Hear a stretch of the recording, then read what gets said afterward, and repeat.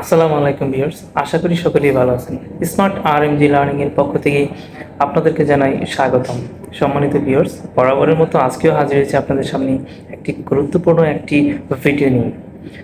আশা করি আপনারা পুরো ভিডিও জুড়ে আমাদের সাথে থাকবেন, তাহলে আপনাদের ভালো বিষয় সম্পর্কে আপনাদেরকে আজকে শেয়ার করার চেষ্টা করব। সম্মানিত ভিউয়ার্স, যারা গার্মেন্টস ট্রেডে জব করছেন তারা কিন্তু অবশ্যই এই বিষয়টা জেনে থাকবেন এবং প্রতিনিয়ত ফেস করে আসছেন যে ফিনিশিং যে স্টেজটা গার্মেন্টসের, আপনি অল র মেটেরিয়ালস ইউজ করে বাইরের রিকোয়ারমেন্ট অনুযায়ী একটা গার্মেন্টস রেডি করলেন।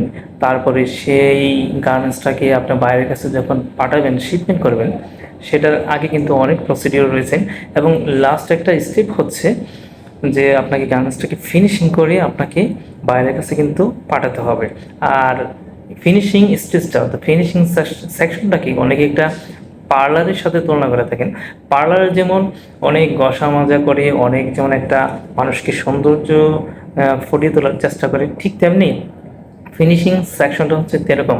একটা গার্মেন্টস আপনাকে কাটিং করার পর, সুইং করার পর সেটা পুরোপুরি গেট আপ কিন্তু আসে না।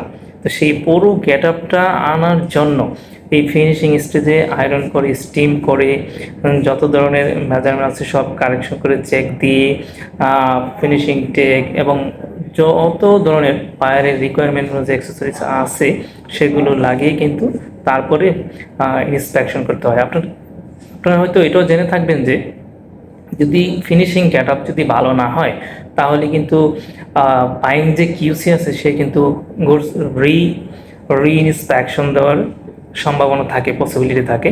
আপনার গুডস ইভেন রি ইন্সপেকশন যদি কারেকশন না আসে, গেট আপ যদি না আসে, তাহলে সেই গুডস কিন্তু ক্যান্সেল হয়ে যাওয়ার সম্ভাবনাও থাকে। তাই ভিউয়ার্স, আপনাদেরকে আমি আজকের এই ভিডিওতে আপনাদেরকে দেখাবো কীভাবে একটি গার্মেন্টস রেডি হওয়ার পর সেগুলোকে গেট আপ করতে হয়, ফিনিশিং করতে হয় আয়রনিংয়ের মাধ্যমে। তো ভিউয়ার্স, আর কথা না বলে চলুন আমাদের মূল ভিডিওতে চলে যাই। এবং তার আগে আপনাদেরকে ছোট্ট একটা রিকোয়েস্ট করব, আপনারা যারা আমাদের এই স্মার্ট আরএমজি চ্যানেলটা এখনও সাবস্ক্রাইব করেনি, দয়া করে সাবস্ক্রাইব করে রাখুন, যাতে করে আপনাদেরকে ভিডিওর মাধ্যমে প্র্যাকটিক্যালি আপনাদেরকে এই গুরুত্বপূর্ণ টিপসগুলো আপনাদের সাথে শেয়ার করতে পারি। তাহলে চলুন আমরা আমাদের মূল ভিডিওতে চলে যাই। ভিউয়ার্স, এখন আমি আপনাদেরকে দেখাবো কিভাবে একটা গার্মেন্টসকে ফিনিশিং করতে হয়। যে কোনো গার্মেন্টস ফ্যাক্টরিতে যখন গার্মেন্টস প্রোডাকশন কমপ্লিট হয়, তারপর কিন্তু গার্মেন্টসকে ফিনিশিং করতে হয়। আপনারা জানেন, ফিনিশিং ছাড়া কিন্তু কোনো গার্মেন্টস সেকশনই হয় না। প্রত্যেকটা গার্মেন্টস ফ্যাক্টরিতে কিন্তু ফিনিশিং সেকশনটা থাকতে হয়।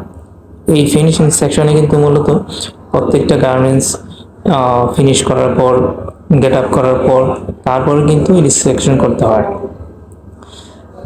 আফটার অল কমপ্লিট, বাইরের রিকোয়ারমেন্টস অনুযায়ী আপনার গার্মেন্টসটা পুরোপুরি কমপ্লিট করার পর দেন সেই গার্মেন্টসটা কিন্তু লুকিংটা তেমন একটা ভালো থাকে না।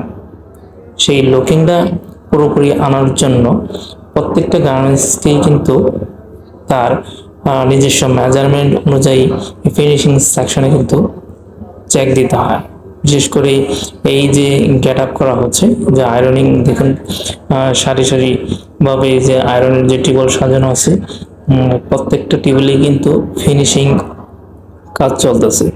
এই আমরা জানি মূলত এই ফিনিশিং সেকশনটা হচ্ছে গার্মেন্টসের একটা পার্ট অফ পার্সেল।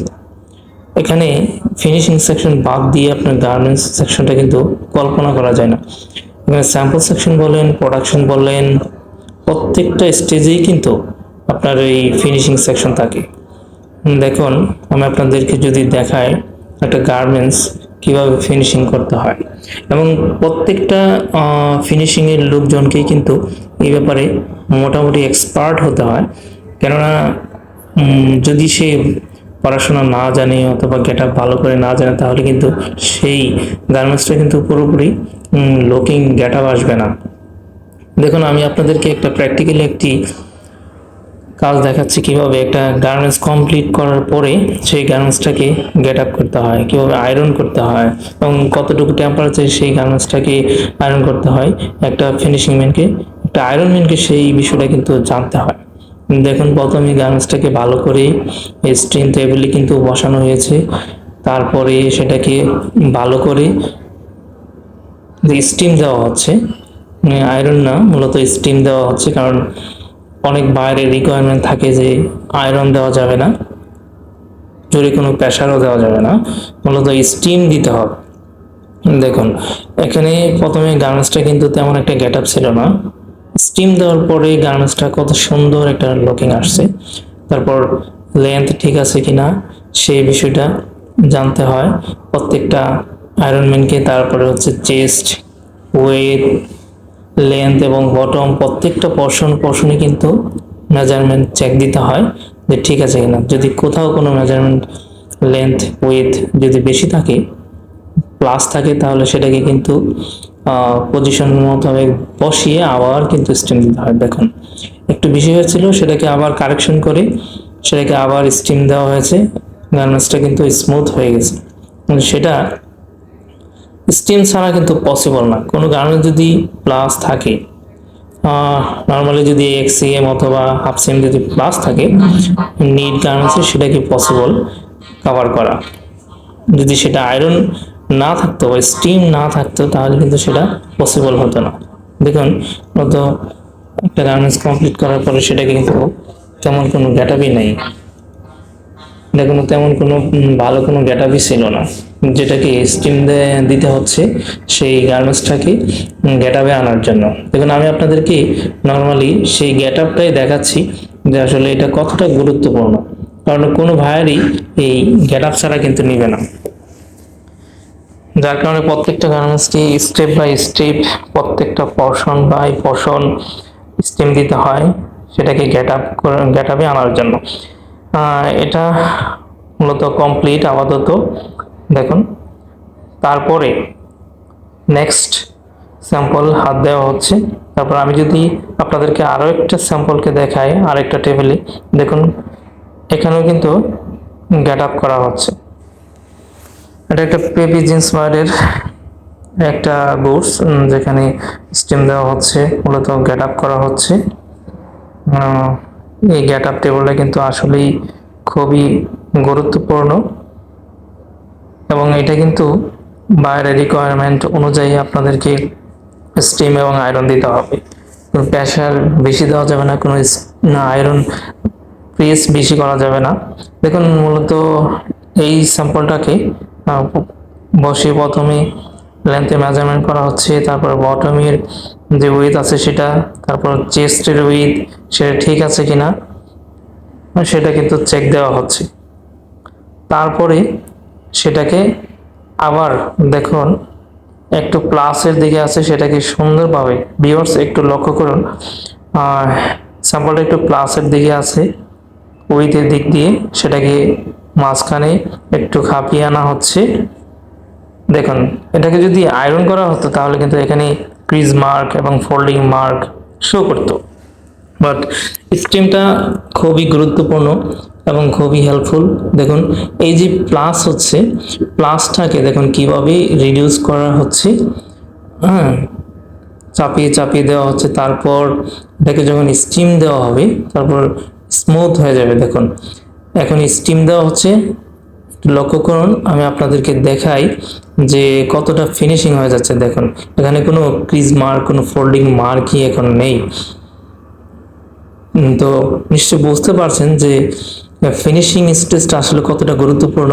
যে ওয়্যারের plus suppose 1 cm 2 cm plus হয়ে গেল, সেটা কিন্তু ওয়্যার অ্যাকসেপ্ট করবে না, যার কারণে এই ফিনিশিংটা অত্যন্ত অত্যন্ত গুরুত্বপূর্ণ। এবং আপনারা এই বিষয়টা হয়তো অবগত আছেন যে যদি ফিনিশিং গেটআপ যদি ভালো না হয়, ফোল্ডিং গেটআপ যদি ভালো না হয়, তাহলে কিন্তু এই গুডস রি-ইন্সপেকশন হওয়ার সম্ভাবনা থাকে। ইভেন বারবার যদি গেটআপের ঠিক না হয় তাহলে কিন্তু বায়ার রিজেক্ট অথবা ক্যান্সেল করে দেওয়ার সম্ভাবনাও থাকে। তো ভিউয়ার্স এভাবে মূলত প্রত্যেকটা গার্মেন্টস সুইং কমপ্লিট হওয়ার পর কিন্তু গেট আপ করা হয় এবং রিমেজারমেন্ট করা হয়। দেন হচ্ছে কোয়ালিটি টেবিলে গিয়ে সেটা আবার ফাইনাল গেট আপে চেক দেওয়া হয়। দেন হচ্ছে আর যত ট্যাগ আছে বাইরের রিকোয়ারমেন্ট অনুযায়ী সেগুলো কিন্তু অ্যাটাচ করে তারপরে প্যাকিং করা হয়, দেন হচ্ছে কার্টুনিং করা হয়। ভিউয়ার্স, আশা করি আপনাদেরকে কিছুটা হলেও ধারণা দিতে পেরেছি। যদি আপনাদের সামান্যটুকু ভালো লেগে থাকে তাহলে অবশ্যই আমাদের চ্যানেলটি সাবস্ক্রাইব করে আমাদের পাশে থাকবেন। তাহলে চলুন বাকি যে পোর্শনগুলো আছে আমি আপনাদেরকে একটু দেখিয়ে নিই।